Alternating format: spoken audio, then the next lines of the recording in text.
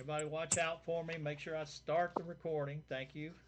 Um, as I said, we are going to be wrapping up Daniel here in the next, maybe next this week and next. I hope we'll be able to wrap it up and finish up, and we'll be sure to look back at the book as we finish up, and just to kind of get the major things that we want to be watching for, because Kim and Jeff brought some news in about the apparently the Russians are training in case they have to go into the Middle East. They're training on horseback. So, yeah, that's an Ezekiel thing there. Um, so, the things are starting to happen that are just awful familiar sounding. So we want to be ready. We want to know what to look for, and that's what we want to do. Is when we finish up our study, we want to go back and just review it for the important things that we want to be watching for in the coming days and months. It is so important for us to be watching for the things that Daniel wrote down for us in his book, so that we would not be caught unaware. And that's a that's the same thing that Paul reminds us over and over again. Brethren, I want you to know. Jesus says, I want you to know. John says, I want you to know. And it's something that we do not need to be caught unaware. So when we finish up, we're going to look back and make sure we've got in our mind all these things that Daniel wrote us, and then we will begin to look at Revelation, because Revelation is going to be a look back to Daniel, and then for whatever reason God has decided, he gave a message to Jesus. Jesus gave it to an angel, and a messenger angel gave it to John. So this is a new expansion on Daniel's prophecy. It doesn't override it. It doesn't confuse it. It's supposed to make it clear. And I think now that we've been through Daniel, it's I said Ezekiel. Uh, um, Revelation is going to be a lot clearer for us, because remember, we're not really studying this as prophecy. We are studying this as a message So, from God for the things that are to pass. So uh, we'll finish up hopefully in not this week, but next week, and then do a review. So if you've got your Bibles open to Daniel, now what I'm going to try and do tonight, and we'll see how it works. Um, this is a history lesson that's coming right here, and it was a history lesson that was written way before the stuff happened, and it is scary how precise this history is. It was as if it was a historian writing about something that happened in the past. And we've said it before in this study here, that the book of Daniel is really, really a red flag to be looking for when you're trying to decide whether uh, a message you're hearing about that happens to include Daniel in it, or a message about Daniel, a book written about Daniel, or anything else that includes Daniel. You want to be looking for it, because it is a big red flag. If whoever is bringing this message, and this is whoever is bringing this message, and that includes me, is saying that Daniel was written around 100 or 200 BC, that is a big, big red flag. You do not want, when you hear that from whoever's bringing that message, that means that that person does not believe that Daniel was written by Daniel, nor was it written in the time that Daniel was in Babylon, because that person believes that there is no such thing as prophecy about the future. They do not believe that the word of God can come to people and it be true about the future. So that is a big, big red flag if you ever hear anybody that talks about Daniel being written in 1 or 200 BC, about the time of Antiochus Epiphanes, which we're going to talk about tonight. So watch for that. Always watch for that. That's one of my big. It was really a revelation to me, because, as you know, I've already showed you a couple of my commentaries that I've got, that now I have to be very careful when I use those commentaries. One of these guys is a very, very respected, very knowledgeable um, professor of ancient Hebrew, knows it backwards and forwards. Does it? He did a beautiful translation of Genesis, very correct. But his commentary on Daniel says clearly that Daniel was written about the time of Antiochus Epiphanes, and it was a Hebrew writer that was writing about that time, and he wrote to give the Jews hope, that there was hope, that this persecution of Antiochus Epiphanes would not completely destroy them. No, no, no, no, no. No, that's completely wrong. Completely wrong. So watch for that. The book of Daniel is a beautiful mark to check to whether people really believe that the Bible is true. So always remember that. I'm going to try something new tonight, because they're talking about some geography here in chapter 11. I'm going to try and use some of the slides that Tom used in his presentation, just because there's some maps in it that I want us to get in our head, and I'm going to try and put them on the screen. We'll see how it works. We'll see how it works. I like the map. Yeah, I've got to have maps. I have to know where things are. So this hopefully will be good. All right, and there's also, are there any questions that you've picked up last week, or sometime that you want to ask before we really get started?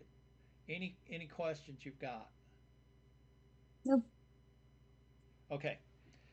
Um, One of the things that I just noticed this today, and this is scary, because it always seems to happen as I'm sitting down reviewing what I'm going to say. It's always the God is saying, hey, that verse right there, look at it again. So, and that happened today. So I'm going to start reading at the last couple of verses in chapter 10. So if you've got your Bibles open to 11, make sure you can see the last couple of verses of chapter 10, because remember, chapter 10, 11, and 12 are one oracle from God. They really should be there should be 10 chapters in Daniel, and the 10th chapter is very long. That's how it is, because this is one whole vision here, that the angel brought to Daniel. And remember, this is a direct oracle from God.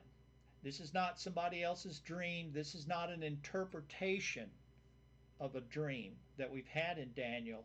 This is a direct oracle from God. The angel is speaking the words that God gave the angel to speak to Daniel. So these are the words of God in these last three chapters. So we start in the last couple of verses, verse 20 of chapter 10. And remember, this is when we're dealing with an angel here, the angel that's speaking to Daniel.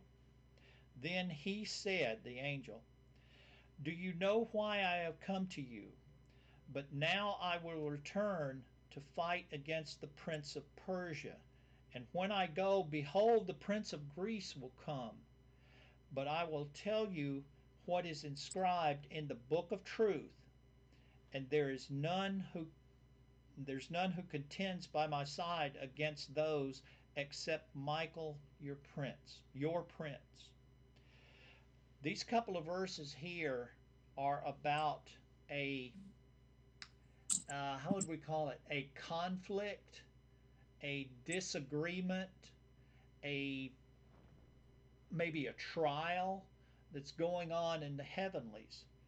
Because remember last week we talked about these terms here that you see in Daniel off and on, the prince of something. We have here the prince of Persia and the prince of Greece.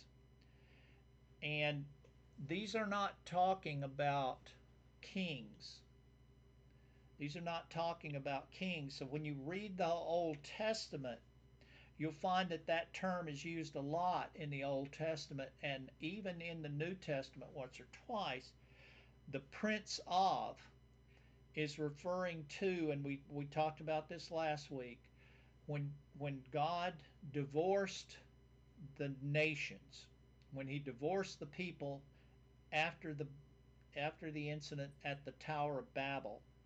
And we read chapter 32 of Deuteronomy, which is God divorcing the nations and saying, "I will not be your God anymore." When we read Psalm 82, we see that that is the court dealing with what God divorced the nations to. Because God wasn't going to leave the nations, even though he had it with us. He's not going to leave the nations alone just to do what they wanted to, because we've already seen what happens in Noah's time. So he put in charge, when we read in Deuteronomy 32, he put in charge what he calls, what Deuteronomy says is the sons of God. That term is a term that you find in the Old Testament again for the heavenly creatures that around God. We call them in general terms angels. There's a lot of different kinds of heavenly beings, not just angels. There's cherubim and seraphim and one other kind that I can't remember right now. Cherubim, seraphim, and maybe it'll come to me. But there are different kinds of angels. Um, we look at the being that we call Satan. It appears that Satan was one of the highest angels, the throne guardian angels, the cherubim. Michael is a cherubim, as near as we can tell. So these throne guardian angels are the ones that are in the presence of God. They guard him. They guard his throne. And in fact, when you look at the legends around the ancient Jews, Satan was the guardian angel that actually hovered above the throne. So he had an exalted position. The ancient legends say he was most beautiful, and we even get hints of that in the Bible, that he was most beautiful. So these these other angels that were appointed are not those highest angels. They're lower down angels. We don't really have a, you know, there's a lot of Jewish legends around angels. There's a whole angelology. Um, it's not biblical, but it's legends, and legends are based on truth. So it's, there's, you can, you can guess a lot. So these angels are called Prince of, and they were assigned to the nations that God separated out when He confounded the language. So He assigned one to Persia because we have him right here, the Prince of Persia. He assigned one to Greece. We have one here, the Prince of Greece. He assigned one to Israel, which we have right here is Michael, because it says it right here, except Michael, your prince. So Michael was assigned to Israel, and Michael is an archangel, is one of the throne guardian angels. So God appointed one of the highest angels to watch and govern over Israel. So you say, well, what is all this? This is just uh, blah blah blah blah. But it's very important because we have to understand that these angels were the ones that were in charge of watching over the nations and governing them as God governed Adam and Eve, and then the people before Noah's time. And as the governor, God judged that the nations were so corrupt that He was going to wipe them out, except for this righteous man here. And then He started over again. He governed over the people up until Babylon. And then He decided, as the chief judge, as the governor of all nations, He was through with them.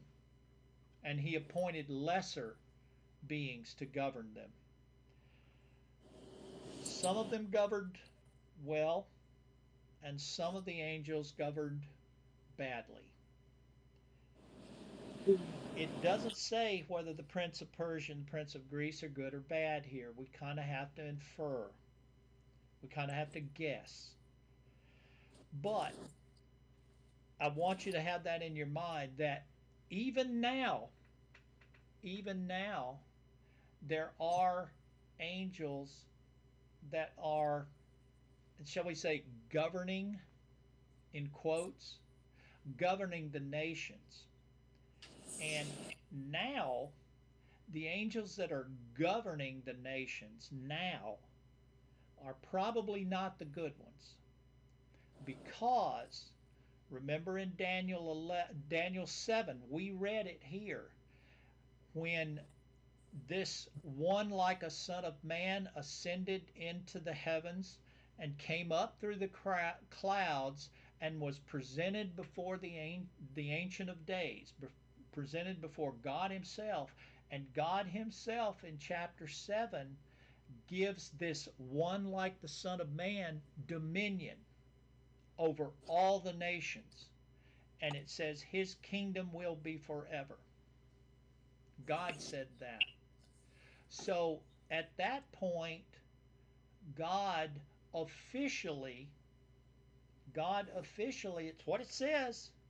God gave dominion back, but He didn't give it, He took dominion back of the nations, but He didn't take it back for Himself. He took it back for this one like the Son of Man. And we all of us here know who that was.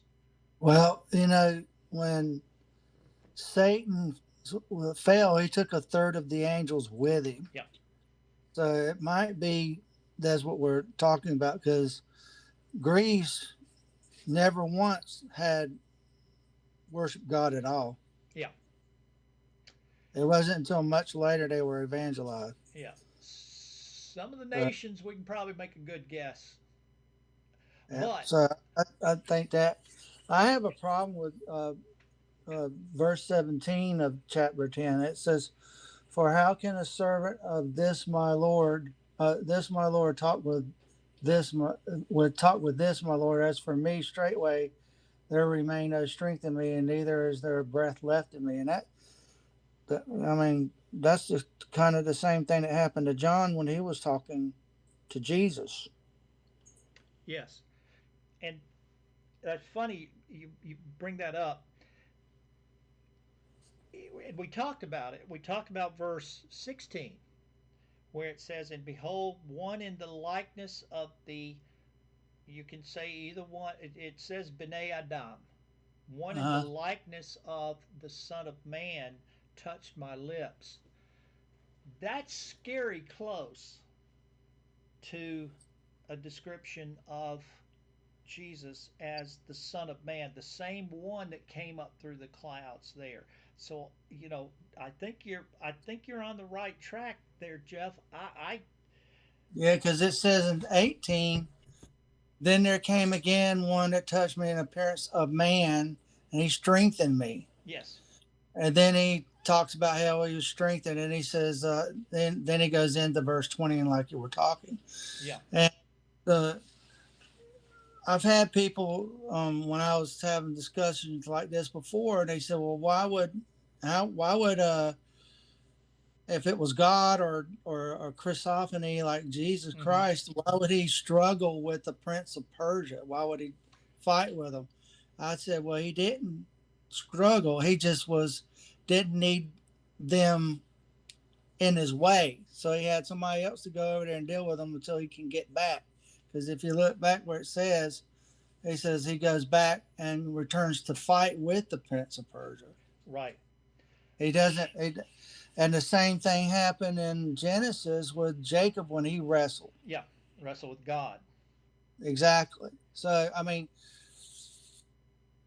it may be the Lord showing restraint Yeah. because he doesn't want to take out princes before their time, because Right. that's what that's what Legion said to Jesus when he Hmm. said, "Do you come to torment us before the time?" Before the time. Right. There is So an that appointed time. So that's what I'm seeing there, and that's kind of my opinion. Th- So This is things like this are very difficult, but we wrestle with God, and I do not feel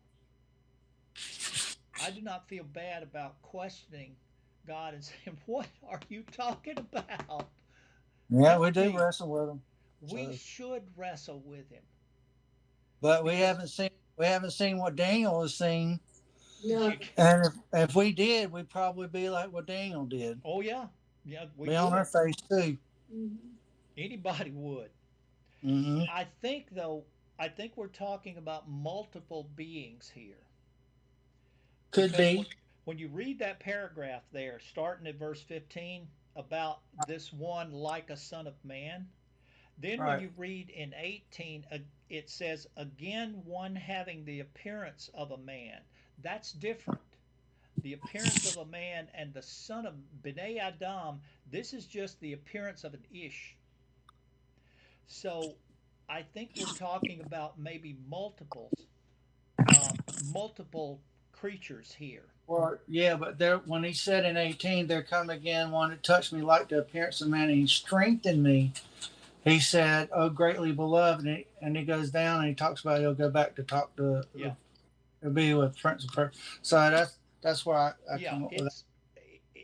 Prophecy's not easy. Yeah, Prophecy's not easy, and I agree with that. we've got to take what the Bible says as the root, and we can use our own intellect, especially when we pray for knowledge, when we pray for God to show us what you mean. Mm-hmm. Sometimes He will, and it's something that we will always argue about until the end comes. So yeah, it's Hey, very it's very ambiguous in here as to whether, because that, you're right, that paragraph, it sounds like they're describing one like a son of man, which Jesus used for himself in the New Testament. exactly. And we see it plainly in chapter 7. It's plain as day. There's no Mm. argument. And this is using the same term. And that's what Jesus called himself when he was on Right. earth. Over and over and over again he did. Hmm. So, yeah, it's tough. A lot of people take the easy way out, and anytime they see an angel in the Old Testament, they say, "Oh, that's a Christophany. That's a manifestation of Jesus." No, no. It's look look carefully. Jesus did not appear every other day in the Old Testament, but he did appear. He did appear in Daniel right there. Yep, that's what I think. So And he be did with very John. careful. He got the same reaction. Yep. Be very careful when you look at angels in the Old Testament and read very carefully, ask for wisdom, because Well, yes, Jesus does appear in the Old Testament. well, the thing is, and when he called him Lord, he didn't Yeah. dispute it. Uh-huh. Yes. Yes. That's a dead giveaway. Yeah. Mm-hmm. That's So, right. yeah, this is a tough one. This is a tough one. We are any other questions on that aside there? And please, if you got questions, ask them.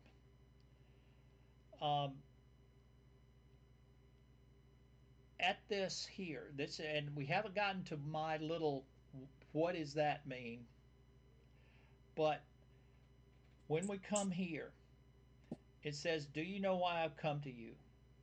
And then it says, "I will return to fight against the prince of Persia, and when I go, behold, the prince of Greece will come. But I will tell you what is inscribed in the book of truth. There is none who contends by my side against these except Michael your prince." Then we go to the next sentence. Don't think of this as a new chapter. Against uh, uh, who contends by my side against these except Michael your prince. Then he goes ahead. "And as for me, in the first year of Darius the Mede, I stood up to confirm and strengthen him." That's the angel saying that, if I'm reading it correctly. "And as for me," this angel who is talking here, "in the first year of Darius the Mede, I stood up and confirmed and strengthened him." Hmm.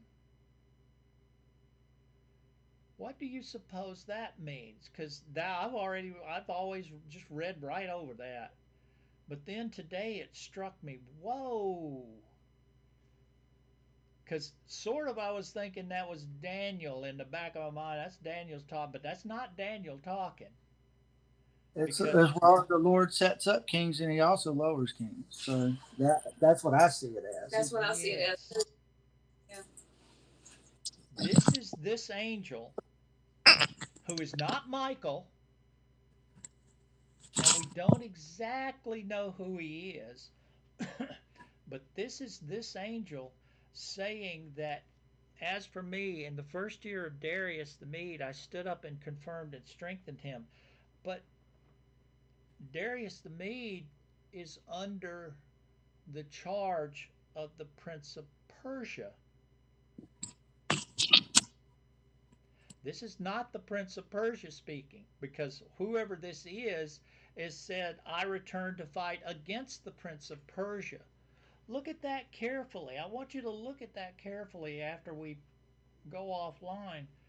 But I'm thinking that this is whatever's going on here, this whoever's speaking here, who is a heavenly being, is saying that when Darius the Mede, and remember Darius the Mede, there was something peculiar about him. There is something peculiar about him when we look at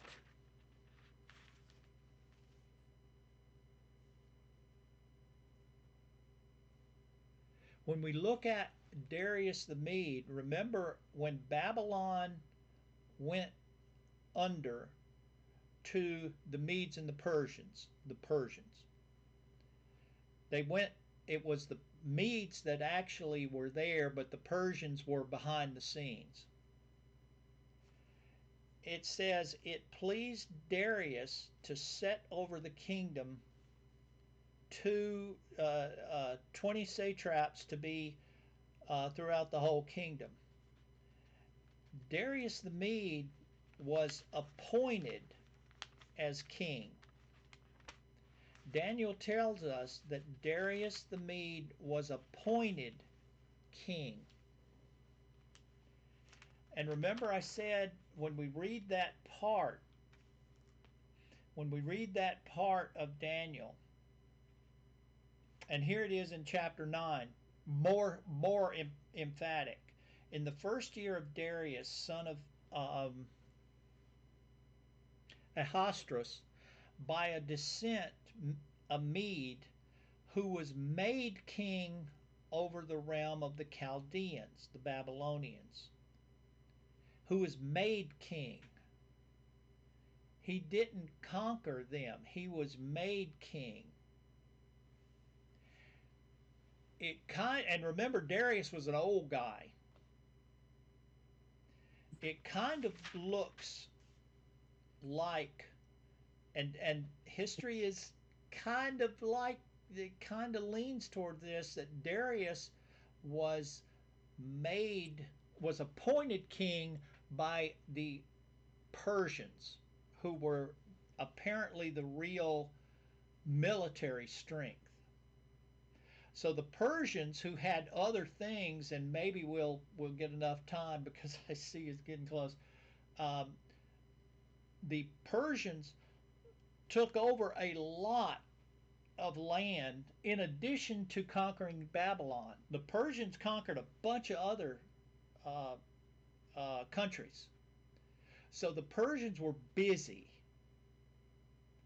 and it just seems it kind of fits that the Persians gave Darius some help militarily, and when they conquered Babylon, they just appointed Darius to kind of control Babylon while they went somewhere else and dealt with people that were more unruly. That's what it seems like. And I saw this and I thought, oh my. As for me, in the first year of Darius the Mede, I stood up and confirmed and strengthened him. Why was he fighting this angel here, this being? I will return to fight against the prince of Persia. Remember, Paul tells us we do not fight against flesh and blood, but we fight against principalities and powers and evil in the high places. Could this angel be telling us that fight, this disagreement with the prince of Persia, was on Darius's appointment as king of Persia? That it was God's will that Darius be appointed prince of Persia? Could this disagreement in heaven be over the appointment of a Persian king to rule over Babylon, whereas it was God's will that a Mede be appointed here?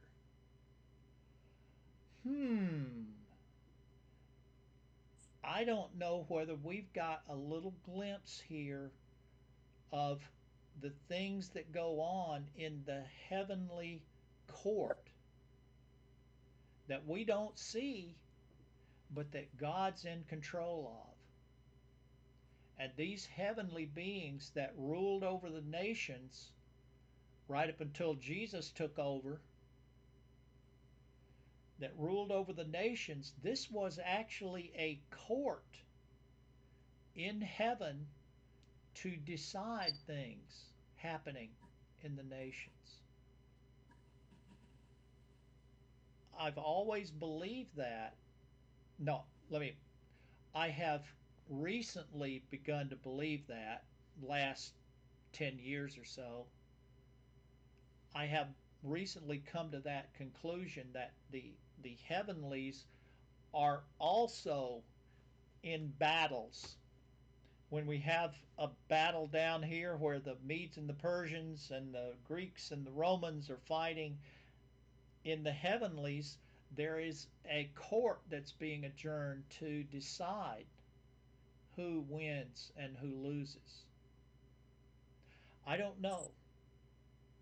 I've kind of I'm kind of leaning towards that.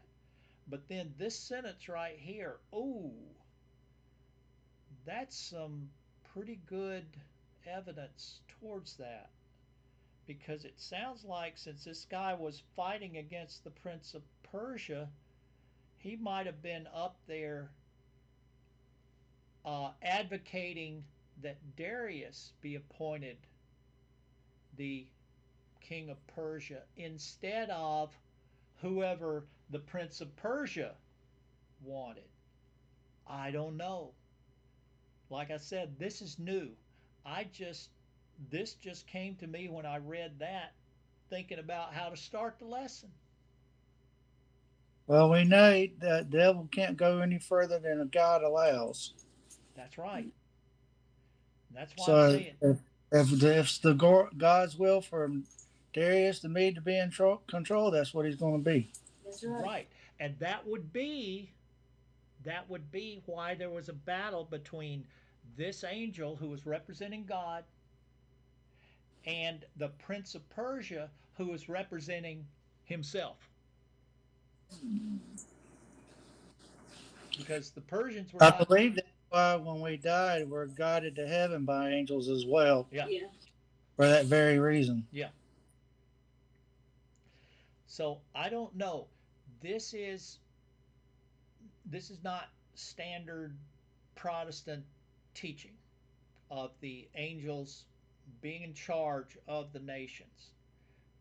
It's getting more common now as the end times start to get closer and we start to begin to look back at our roots.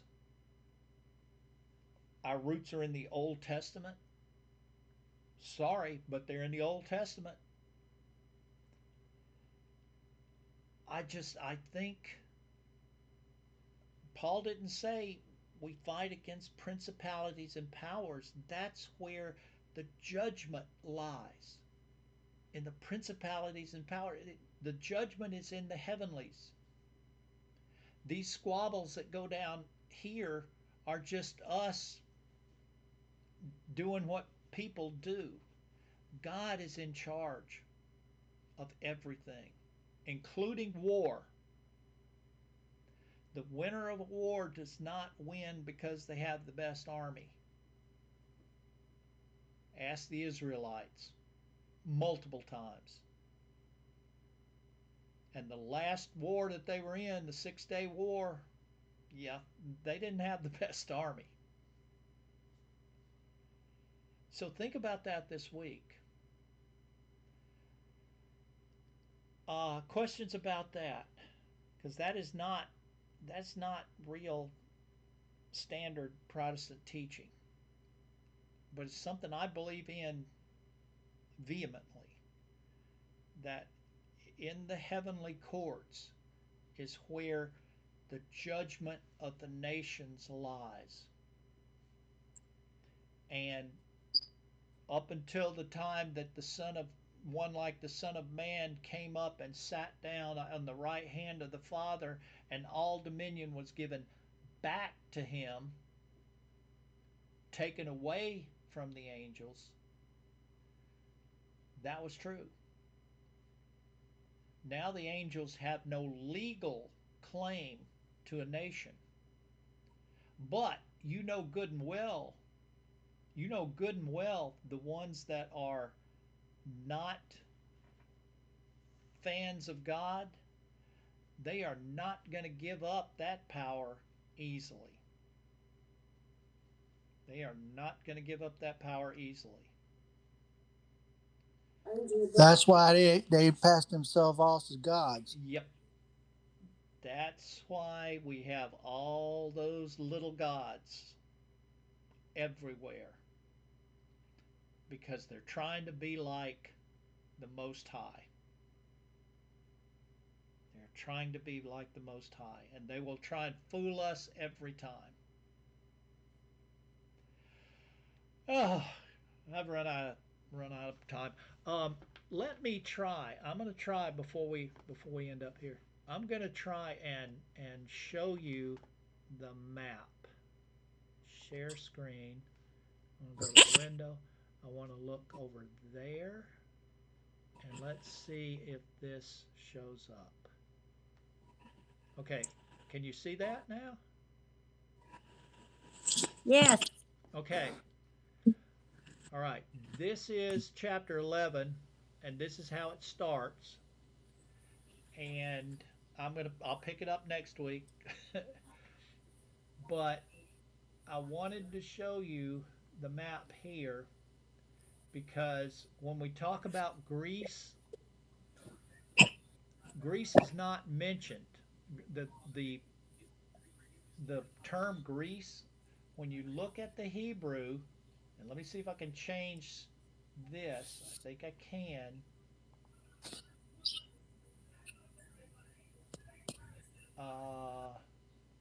No, here it is. When you look at the Prince of Greece, I must return to fight with the Prince of Persia, and that's Paros. That is the Hebrew word for Persia.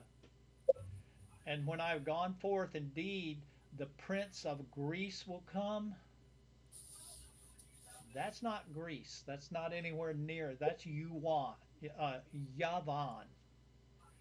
The the um, the anglicized, the English is Javan, but this in the Hebrew doesn't have a J sound. So Jesus' name is not Jesus, it's Yeshua. The They don't have a J sound, so this is Yavan. And when you look at where that name comes from, that name is one of the sons of Japheth. There's Noah, there's Japheth, Ham, and Shem, and that son ended up, all his people ended up right here. Well, there is Greece. So when we talk about Greece in Old Testament, it's not this little country right here. They're talking about where Yavan settled, and that is all around the Mediterranean. So we'll pick this up next week. So I think I can use that sharing, so that'll be good for next week. Yeah. Oh, yeah. Yeah. I Good like luck. that, Norm. Thank you. Okay. Yeah. Thank you. And I'm gonna check. Because Tom has these slides in every one of his presentations. I'm gonna look at them and see if we can use them more since that worked so well. So we're about out of time. Are there any questions, real quick, before we get cut off by Google? Thank you, Norm. All right. Yeah. Thank you, Norm. That was you. really good. You're quite Have welcome. a good week. Look over chapter 11. We'll pick it God up bless next week. everyone. Bye-bye. All right. Have a great Thanks a lot, weekend, guys. everybody. Bye.